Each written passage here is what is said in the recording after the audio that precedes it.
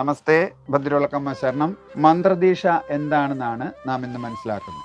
മന്ത്രദീക്ഷ എന്ന് വെച്ച് കഴിഞ്ഞാൽ ഒരു ആൾക്ക് ഒരു കർമ്മിയാകുന്നതിന് മുമ്പ്, അല്ലെ ഒരു പൂജാരി ആകുന്നതിന് മുമ്പ്, അല്ലെ ഒരു പൂജനീയമായ കർമ്മങ്ങളിൽ ഏർപ്പെടുന്നതിന് മുമ്പ് ആ വ്യക്തിക്ക് മറ്റൊരു ഗുരുവിൻ്റെ അടുത്ത് പോയി ആ ഗുരുവിൽ നിന്ന് വേദമന്ത്രങ്ങൾ സ്വീകരിക്കുന്ന ആ പ്രധാന ചടങ്ങിൻ്റെ പേരാണ് മന്ത്രദീക്ഷ എന്ന് പറയുന്നത്.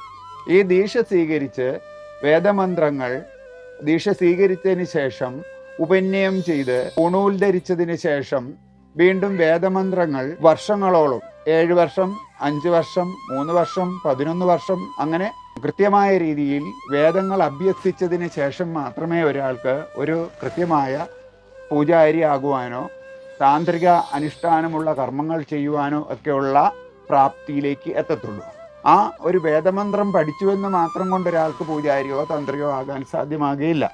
അവിടെ ഉപാസിക്കുന്ന ദേവതയുടെ അനുഗ്രഹം കൂടെ കടാക്ഷസിദ്ധിയായി ലഭിക്കുകയും അപ്പോൾ ഗുരു നമുക്ക് പൂർണ്ണമായി അനുഗ്രഹം കൂടെ തന്നതിന് ശേഷം ഗുരുവും ദേവിയും അല്ലെ ഗുരു ഉപാസിക്കുന്ന അല്ലെ നമ്മൾ ഉപാസിക്കുന്ന ദേവതയും പൂർണ്ണഭാവത്തിൽ നമ്മളിലേക്ക് വന്നെങ്കിൽ മാത്രമേ നമുക്ക് ആ മന്ത്രദീക്ഷ കൊണ്ട് ഫലസിദ്ധി കിട്ടി അനുഗ്രഹത്തോടുകൂടി നല്ല രീതിയിലൊരു പുരോഹിതനായി മാറുവാൻ സാധ്യമാകുകയുള്ളൂ.